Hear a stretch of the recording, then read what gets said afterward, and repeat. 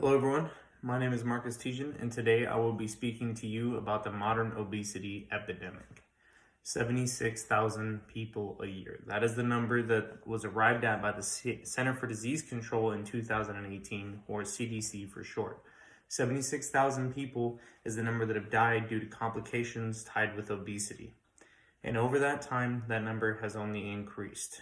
It is difficult to know how many for sure have died, but the fact that 76,000 is a low ball from the CDC should tell us all we need to know. America needs help. Today I'm here not to just persuade you, but implore you and others like you to help the fight against obesity.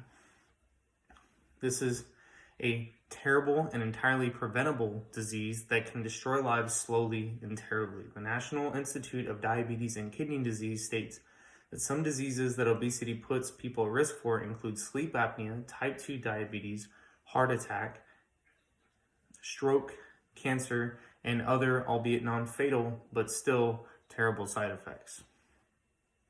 There is no healthy at every size. I don't want to hurt anyone's feelings, but being obese is not good for your health. We are biologically not meant to be 40% body fat and 400 pounds. It's not good for us.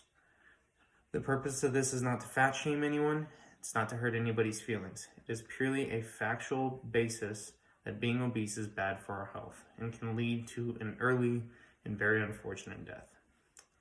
People of an obese status come in all shapes and sizes, all age groups, all orientations.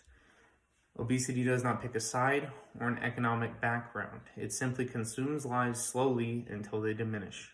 Obesity is a disease that does not discriminate against children either. They are at a great risk in today's society. Not as much as adults, but still just as concerning. What makes everything so frustrating is that obesity is entirely preventable. But because it is not always a physical issue, many cases of obesity can be tied to trace psychological damage sustained as a child.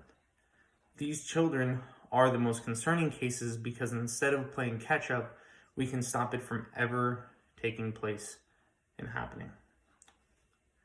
PHA, otherwise known for Partner for a Healthier America, states that 9% of children between the ages 2 and 5 have already succumbed to obesity.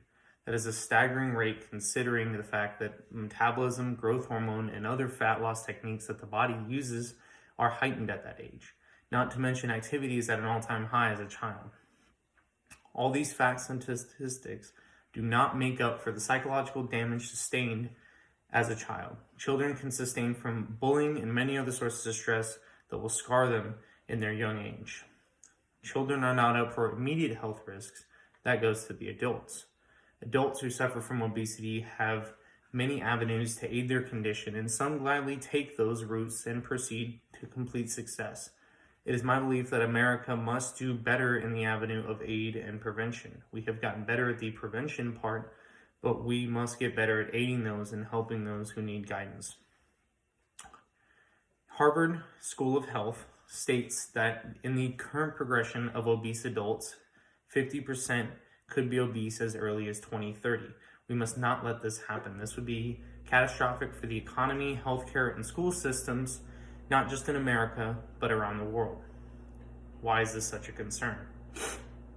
Obesity rising can eliminate and make many changes in our modern day landscape. For instance, the rising in prices of things like plane tickets, groceries, not to mention things like more frequent hospital visits and a risk of a more serious stay.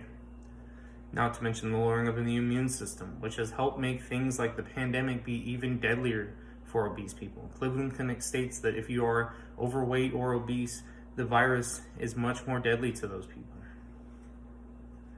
So what have we learned? Obesity is an entirely preventable disease and completely curable up to a certain point, and America must do more for its people. How can we do our part? Take your children for walks, pick the healthier options when you go out to dinner, and most importantly, develop a healthy relationship with food and exercise. So what is the point of all this? My goal is to raise awareness and persuade you that America must do more for its people and what is on the horizon. We can expect the world to not look like how it does now. if we don't do something about it. 76,000 will turn into 100,000 and more very soon, much sooner than we think. America and the world must devote more resources into the education and prevention of this disease, or we will be an unfit nation in a matter of years. This isn't about looks, it's about facts. Thank you.